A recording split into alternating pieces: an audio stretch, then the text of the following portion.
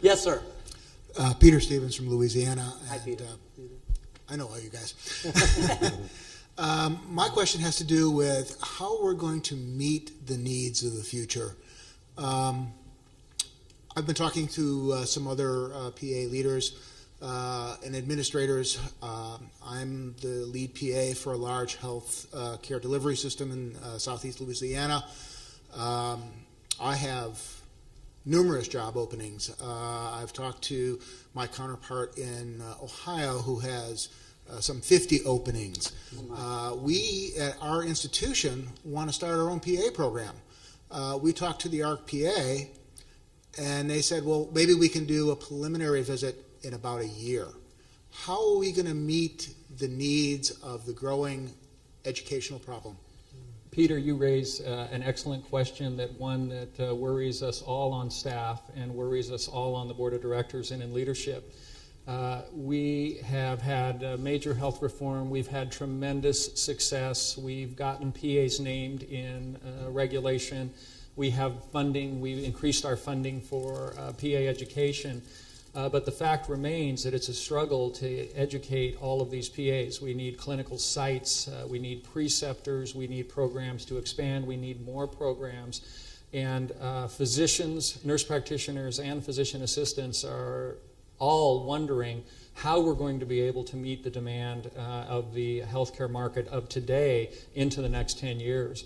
So we're all going to have to wrap up. And Bill and I had numerous conversations on this subject in the year when we talked about advocacy, and we brought this up every time we talked with reporters. That was the one piece missing from healthcare reform, is what are the plans to educate the physicians, physician assistants, and nurse practitioners who will be delivering the primary care. Bill? Yeah, I would just add, and we obviously work closely with the Physician Assistant Education Association. I know some of their leadership are here as well.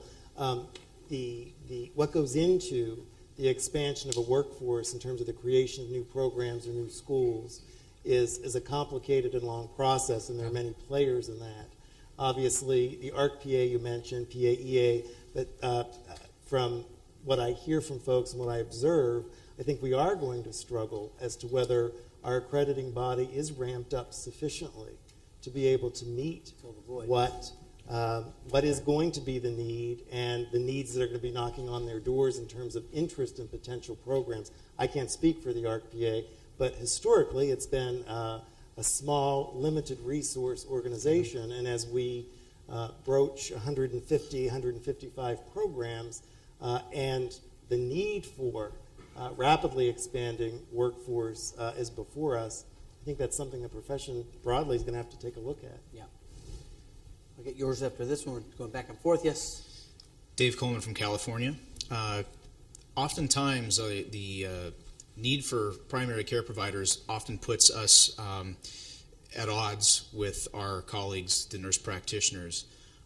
There was an article run in San Antonio in the newspaper a couple of years ago that touted nurse practitioners as the answer to the healthcare crisis. From you leaders, tell me, how do you see our academy as representing the best interests of the PA profession and showcasing PAs as an answer to the healthcare crisis? What's on the horizon in terms of the academy's efforts to further our profession and cultivate that relationship with nurse practitioners? So I'm going to clarify a couple things. Let me clarify. It was a little unclear. How do we protect our right to practice with the attack from the nursing lobby, which is obviously more funded, better funded than ours? So how do we further our profession, maintain a working relationship with nurse practitioners? Well, as opposed to the nurse practitioners, it's just they're putting their foot forward a lot louder than you feel that we are. Well, I think that politically they're just a heck of a lot stronger than PAs are. No, not clear. What I'm hearing is thoughts. that the presence in the media is that the nurse practitioners are very proactive to let people know that with this healthcare reform and what's going on, that they are filling the void of what happens in primary care. Why why is the general public not being informed at that level about what the PAs do in that same vein? Is that it? And how 'Cause I don't work here. I'm just kind of and how are our plans from the academy to further the profession while keeping an eye sort of on this tenuous relationship that we Right. often have. Right. Well, I talk to a lot of people. I get a lot of email about this subject, and I always tell them we are much bigger. We have a much bigger influence on the media than our actual apparent size. When you look at 850,000 physicians, you look at 2.9 million nurses in America, and 75,000 PAs. It's hard to compare apples to oranges. Pound for pound fight. Yeah, but we've come a long way in California, where we had a difficult relationship at times, but we find our nurse practitioners and PAs, we have different philosophies. PAs are largely trained in schools of medicine. Nurse practitioners are trained in schools of nursing. PAs are regulated by the medical boards of the state. Nurses are regulated by the nursing board.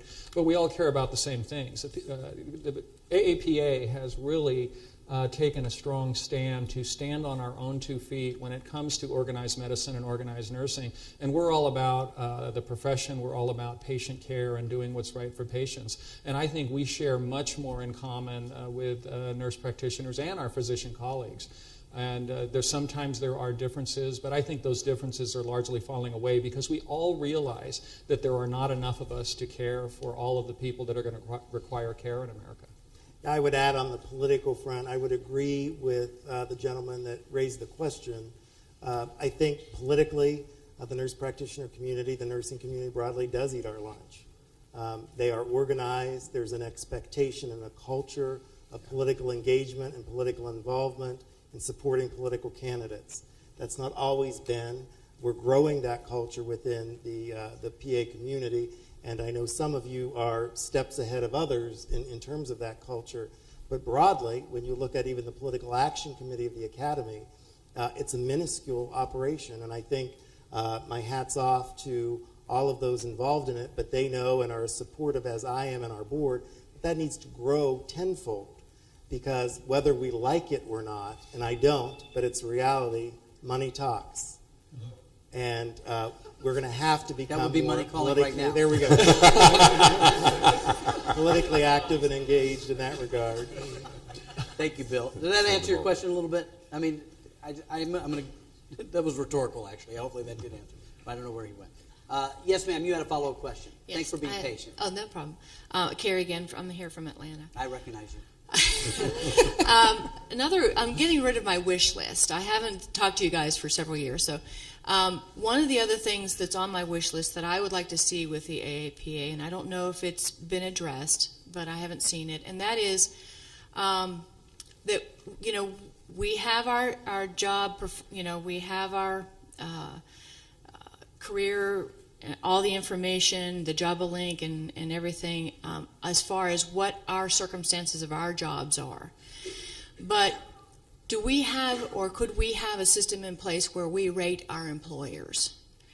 And the reason for that is because there's going to be, I think, I see a flood of people that are going to want PAs. They're going to see more patients. And is there a standard that we have given employers to say, okay, this is what it takes to have a PA, a good PA who's going to stay, who's going to be loyal? These are your circumstances of your List job. of expectations. Right. From the employer side. Right. Can you address that, guys?